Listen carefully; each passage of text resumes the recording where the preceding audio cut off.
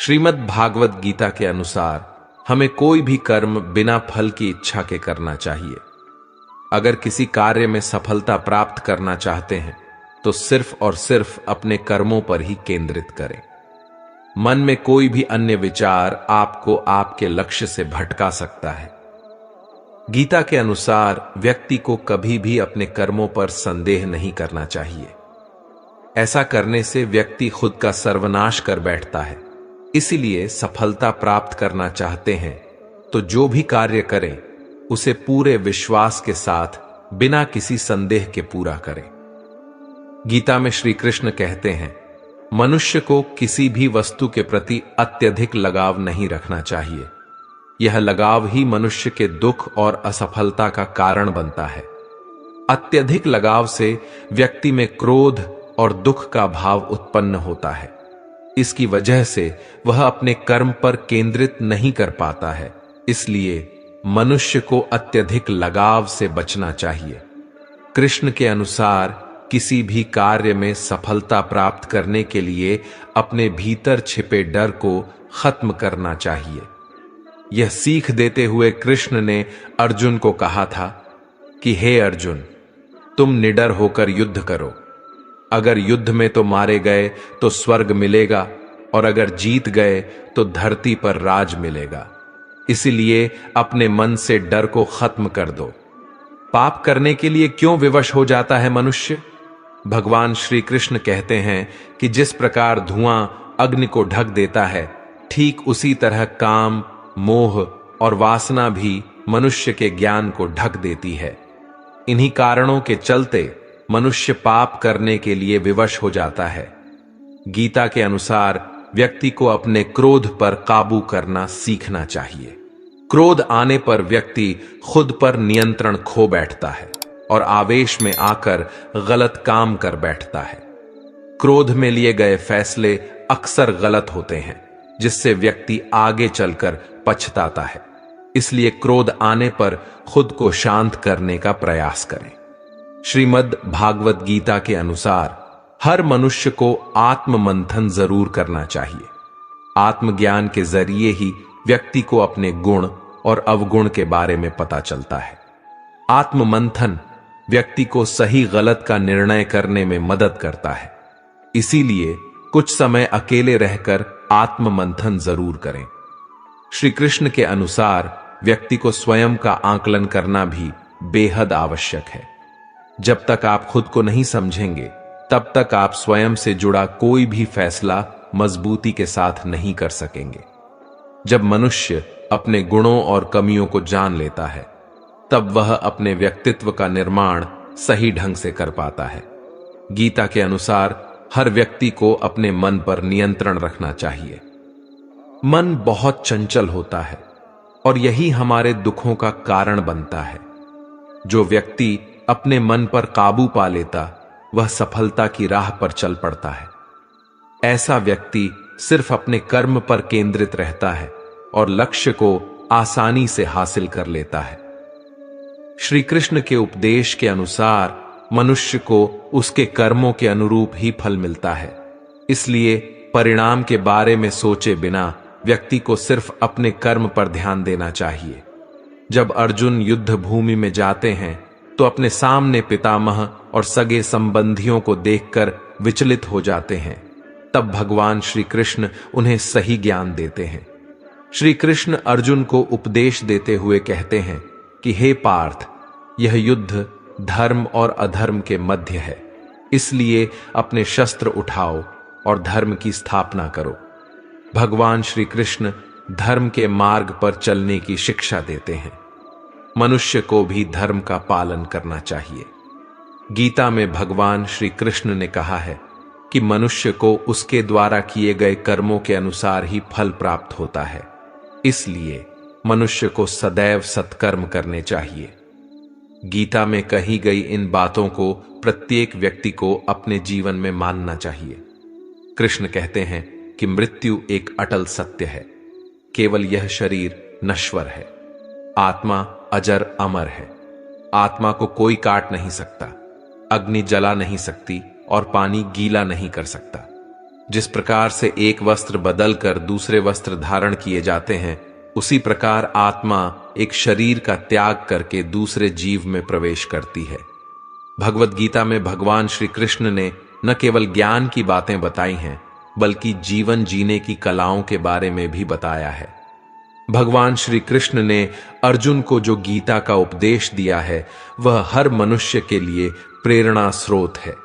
गीता में भगवान श्री कृष्ण अर्जुन को उपदेश देते हैं कि जो भी मनुष्य भगवत गीता की बातों को अपनाकर अपने जीवन में उतारता है, वह सभी दुखों से, वासनाओं से, क्रोध से, ईर्ष्या से, लोभ से, मोह से, लालच आदि के बंधनों से मुक्त हो जाता है।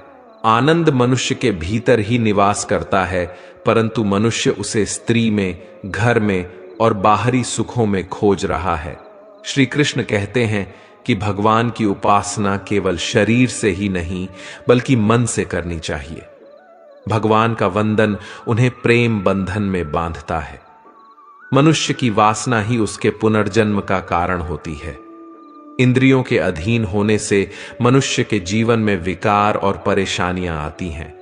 संयम यानी धैर्य, सदाचार, स्नेह और सेवा जैसे गुण सत्संग के बिना नहीं आते हैं। श्री कृष्ण कहते हैं कि मनुष्य को वस्त्र बदलने की आवश्यकता नहीं है, आवश्यकता हृदय परिवर्तन की है। जवानी में जिसने ज्यादा पाप किए हैं, उसे बुढ़ापे में नींद नहीं आती। भगवान ने जिसे संपत्ति दी है, उसे गाय अवश्य रखनी चाहिए। जुआ, मदिरापान, परस्त्री गमन, हिंसा, असत्य, मद, आसक्ति और निर्दयता, इन सब में कलयुग का वास है। श्री कृष्ण कहते हैं कि मनुष्य को अपने मन को बार बार समझाना चाहिए कि ईश्वर के सिवाय उसका कोई नहीं है, साथ ही वह किसी का नहीं है। भोग में क्षण भर के लिए सुख है, साथ ही त्याग में स्थायी आनंद है। श्री कृष्ण कहते हैं कि सत्संग ईश्वर की कृपा से मिलता है, परंतु कुसंगति में पड़े रहना मनुष्य के अपने ही हाथों में है। लोभ और किसी से अधिक लगाव पाप के माता पिता हैं, साथ ही लोभ पाप का बाप है। श्री कृष्ण कहते हैं कि मनुष्य को अपने मन और बुद्धि पर विश्वास नहीं करना चाहिए, क्योंकि यह बार बार मनुष्य को दगा देते हैं। खुद को निर्दोष मानना बहुत बड़ा दोष है। यदि पति पत्नी पवित्र जीवन बिताएं, तो भगवान पुत्र के रूप में उनके घर आने की इच्छा रखते हैं। भगवान इन सभी कसौटियों पर कसकर जांच परख कर ही मनुष्य को अपनाते हैं। किसी भी रिश्ते में उस समय तक रहना ही उचित होता है जब तक आपका आत्मसम्मान इसमें बना रहे, वरना अपने सबसे करीबी लोगों के साथ रहने पर भी सिर्फ दर्द का अनुभव होता है। ऐसे में यदि आप अपने रिश्तों में किसी तरह की परेशानी का सामना कर रहे हैं, तो इसकी मदद से आप अपने रिश्ते के भविष्य को बदल सकते हैं। गीता का एक ऐसा ही उपदेश यहां हम आपको बता रहे हैं, जिसे जानने के बाद आप खुद को एक खराब रिश्तों में आने से बचा सकते हैं। श्री कृष्ण कहते हैं कि जब कोई समझदार इंसान अपने सबसे प्रिय व्यक्ति और करीबी रिश्ते को भी छोड़ने के लिए तैयार हो जाए, तो समझ जाना चाहिए उसके आत्मसम्मान को ठेस पहुंची है। आत्मसम्मान किसी व्यक्ति का खुद के प्रति, अपने चरित्र और आचरण के प्रति किया जाने वाला सम्मान है। इसे स्वाभिमान भी कहा जाता है, इसलिए इसमें अभिमान का भी थोड़ा अंश होता है, जिसके कारण इन दोनों के बीच में बहुत बारीक सी लाइन होती है। आसान भाषा में अभिमान घमंड के साथ साथ चलता है, वहीं आत्मसम्मान नैतिकता के साथ चलता है, भले ही इसके कारण कितनी ही बड़ी हानि क्यों ना हो जाए। आत्मसम्मान का बोध होना हर एक व्यक्ति के लिए जरूरी है, तभी आप दूसरों को इसे ठेस पहुंचाने से रोक सकते हैं। जब आप खुद इसे समझने की कोशिश नहीं करते हैं, तो आप दूसरों को अपने साथ अनादर करने की छूट दे देते हैं। इतना ही नहीं, इसके अभाव में आप रिलेशनशिप के लाल झंडा को भी नहीं समझ पाते और जरूरत से ज्यादा समझौता करते रहते हैं, अपनों से चोट खाते हैं। किसी भी रिश्ते में प्यार और समझदारी के साथ स्वाभिमान का होना भी जरूरी होता है। किसी दूसरे व्यक्ति के लिए इसे भूलाना कहीं ना कहीं अपने अंदर के परमात्मा का निरादर करने जैसा है। एक रिश्ते में आत्मसम्मान आपको एक बेहतर इंसान और बेहतर साथी बनाता है। अगर किसी रिश्ते में आपका स्वाभिमान है तो आपको विश्वास होगा कि आप एक योग्य व्यक्ति हैं, और जब आप योग्य महसूस करते हैं तो विश्वास होता है कि आप प्यार और सम्मान के योग्य हैं, न सिर्फ खुद से बल्कि हर किसी से। गीता के प्रथम अध्याय का महत्व एक कथा के माध्यम से समझते हैं। एक समय पार्वती जी ने पूछा, हे महादेव, किस ज्ञान के बल पर संसार के सब लोग आपको शिव कहकर पूजते हैं?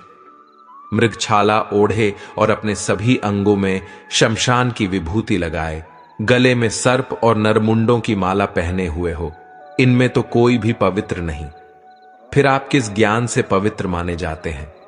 तब महादेव ने उत्तर दिया कि हे प्रिय सुनो, मैं गीता ज्ञान को अपने हृदय में धारण करने से पवित्र माना जाता हूं। इस ज्ञान से मुझे बाहर के कर्म नहीं व्याप्त है। तब पार्वती जी ने कहा कि हे भगवान, जिस गीता ज्ञान की आप ऐसी स्तुति करते हैं उसके श्रवण करने से कोई कृतार्थ भी हुआ है। महादेव ने उत्तर देते हुए कहा कि इस ज्ञान को सुनकर बहुत से जीव कृतार्थ हुए हैं और आगे भी होंगे। मैं तुम्हें एक पुरातन कथा कहता हूं, तुम सुनो। एक समय पाताल लोक में शेषनाग की शैया पर श्री नारायण जी नैन मूंद कर आनंद में मग्न थे। उस वक्त भगवान के चरण दबाते हुए लक्ष्मी जी ने पूछा, हे प्रभु, निद्रा और आलस्य तो उन पुरुषों को व्यापता है जो जीव तामसी होते हैं, फिर आप तो तीनों गुणों से अतीत हो। आप तो वासुदेव हो। आप जो नेत्र मूंद रहे हो, इससे मुझे बड़ा आश्चर्य है। नारायण जी ने उत्तर देते हुए कहा, हे लक्ष्मी, मुझको निद्रा आलस्य नहीं व्यापता। एक शब्द रूप जो भगवत गीता है, उसमें जो ज्ञान है उसके आकार रूप है। ये गीता शब्द रूप अवतार है। इस गीता में यह अंग है। 5 अध्याय मेरे मुख हैं, 10 अध्याय मेरी भुजा है, 16वां अध्याय मेरा हृदय और मन और मेरा उदर है, 17वां अध्याय मेरी जंघा है, 18वां अध्याय मेरे चरण है। गीता श्लोक ही मेरी नाड़ियां हैं, और जो गीता के अक्षर हैं वह मेरा रोम है। ऐसा मेरा शब्द रूपी जो गीता ज्ञान है, उसी के अर्थ मैं हृदय में विचार करता हूं और बहुत आनंद को प्राप्त होता हूं। लक्ष्मी जी बोली, हे श्री नारायण जी, जब श्री गीता जी का इतना ज्ञान है तो उसको सुनकर कोई जीव कृतार्थ भी हुआ है, सो मुझसे कहो। तब श्री नारायण ने कहा, हे लक्ष्मी, गीता ज्ञान को सुनकर बहुत से जीव कृतार्थ हुए हैं, सो तुम श्रवण करो। एक व्यक्ति था जो चांडालों के कर्म करता था और तेल नमक का व्यापार करता था। उसने एक बकरी पाली। एक दिन वह बकरी चराने के लिए वन में गया और वृक्ष से पत्ते तोड़ने लगा। वहां उसे एक सांप ने डस लिया, जिससे वह तुरंत मर गया। मरने के बाद उसने बहुत से नरक भोगे और फिर उसका जन्म बैल के रूप में हुआ। उस बैल को एक भिक्षुक ने मोल लिया। वह भिक्षुक उस पर चढ़कर सारे दिन मांगता फिरता। जो कुछ भिक्षा मांग कर लाता वह उसे अपने परिवार के साथ मिलकर खाता, और वह बैल सारी रात द्वार पर खड़ा रहता। उसके खाने पीने का भी कोई ख्याल नहीं करता था, और सुबह होते ही बैल पर चढ़कर फिर मांगने निकल जाता। जब बहुत दिन हो गए तो वह बैल भूख से गिर गया, लेकिन उसके प्राण नहीं निकले। नगर के लोगों ने देखा तो उस बैल को कोई तीर्थ का फल दे देता तो कोई व्रत का फल दे देता, तब भी उस बैल के प्राण नहीं छूटे। एक दिन गणिका आई। उसने लोगों से पूछा, यह कैसी भीड़ है? तो उन्होंने कहा कि इसके प्राण नहीं निकलते, अनेक पुण्यों का फल दे रहे हैं तो भी इसकी मुक्ति नहीं होती। तब गणिका ने कहा कि मैंने जो भी पुण्य कर्म किए हैं, मैं उसका फल इस बैल को देती हूं। इतना कहते ही बैल की मुक्ति हो गई। तब बैल ने एक ब्राह्मण के घर जन्म लिया। पिता ने उसका नाम सुशर्मा रखा। उसके पिता ने उसे पढ़ाया लिखाया। उसको अपने पिछले जन्म की सुध थी। उसने एक दिन मन में विचार किया, जिस गणिका ने मुझे बैल की योनि से छुड़ाया था उसका दर्शन करूं। विप्र चलते चलते गणिका के घर गया और कहा, आप मुझे पहचानती हैं? गणिका ने कहा, मैं नहीं जानती, तुम कौन हो?